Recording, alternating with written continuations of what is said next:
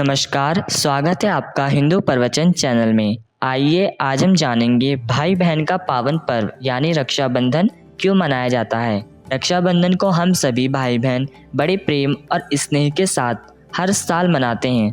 बहनें थाल सजाकर भाई की आरती करती हैं और भगवान से प्रार्थना करती हैं कि उनका स्वास्थ्य ठीक रहे और वह दीर्घायु हों। लेकिन क्या आप जानते हैं, रक्षाबंधन मनाने की शुरुआत कलयुग नहीं बल्कि पौराणिक काल से ही हो चुकी थी। ऐसी मान्यता है कि सबसे पहले सतयुग में इस पर्व की शुरुआत हुई और माता लक्ष्मी ने राजा बलि को रक्षा सूत्र बांधकर इस परंपरा का शुभारंभ किया। रक्षाबंधन के इतिहास को लेकर कुछ ऐसी कहानियां भी प्रचलित हैं। आज हम इन्हीं कहानियों के बारे में आपको विस्तार से बताएंगे। भविष्य पुराण की एक कथा में बताया गया है कि इंद्र देवता की पत्नी शुचि ने उन्हें राखी बांधी थी। एक बार देवराज इंद्र और दानवों के बीच में भीषण युद्ध हुआ था। जब दैत्य हारने लगे तो देवराज की पत्नी शुचि ने गुरु बृहस्पति के कहने पर देवराज इंद्र की कलाई पर रक्षा सूत्र बांधा था। तब इंद्र ने इस रक्षा सूत्र की शक्ति से स्वयं अपने और अपनी सेना के प्राण बचाए थे। राजा बलि का दान धर्म इतिहास में सबसे ज्यादा प्रख्यात है।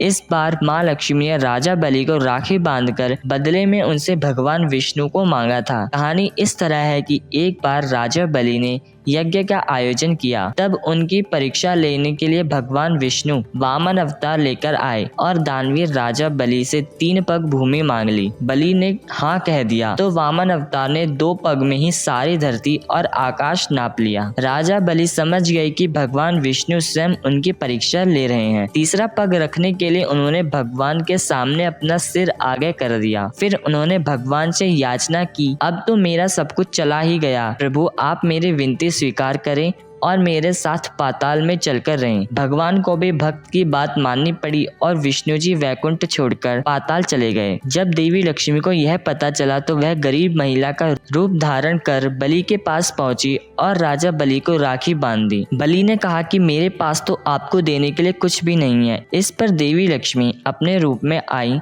और बोली कि आपके पास तो साक्षात श्री हरि हैं और मुझे वही चाहिए। इस पर बलि ने भगवान विष्णु को माता लक्ष्मी के साथ जाने की विनती की। तब जाते वक्त भगवान विष्णु ने राजा बलि को वरदान दिया कि वह हर साल 4 महीने पाताल में ही निवास करेंगे। यह 4 महीने चतुर्मास के रूप में मनाए जाते हैं। तीसरी कहानी के अनुसार जब युधिष्ठिर इंद्रप्रस्थ में राजसूय यज्ञ कर रहे थे, उस समय सभा में शिशुपाल भी मौजूद थे। शिशुपाल ने भगवान श्री कृष्ण का अपमान किया तो श्री कृष्ण ने अपने सुदर्शन चक्र से उसका वध कर दिया। लौटते वक्त सुदर्शन चक्र से कृष्ण जी की छोटी उंगली घायल हो गई और रक्त बहने लगा। तब द्रौपदी ने अपनी साड़ी का पल्लू फाड़कर श्री कृष्ण की उंगली पर लपेट दिया। तब श्री कृष्ण ने द्रौपदी को वचन दिया कि वह इस रक्षा सूत्र का वचन निभाएंगे। इसके बाद जब कौरवों ने द्रौपदी का चीरहरण किया तब श्री कृष्ण ने चीर बढ़ाकर द्रौपदी की लाज रखी। मान्यता है कि जिस दिन द्रौपदी ने श्री कृष्ण की उंगली पर साड़ी का पल्लू बांधा था वह श्रावण पूर्णिमा की तिथि थी। एक कहानी यह भी है कि मध्यकालीन भारत में यह पर्व समाज के हर हिस्से में मनाए जाने लगा। इसका श्रेय जाता है रानी कर्णावती को। उस वक्त चारों ओर एक दूसरे का राज्य हथियाने के लिए मारकाट चल रही थी।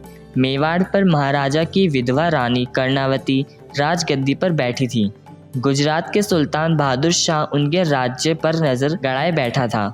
तब रानी ने हुमायूं को भाई मानकर राखी भेजी। हुमायूं ने बहादुर शाह से रानी कर्णावती के राज्य की रक्षा की और राखी की लाज रखी। तभी से यह रक्षाबंधन का त्योहार मनाया जाता है। ऐसे ही धर्म से संबंधित जानकारी के लिए आप हमारे चैनल को लाइक कीजिए, सब्सक्राइब कीजिए एंड कमेंट कीजिए।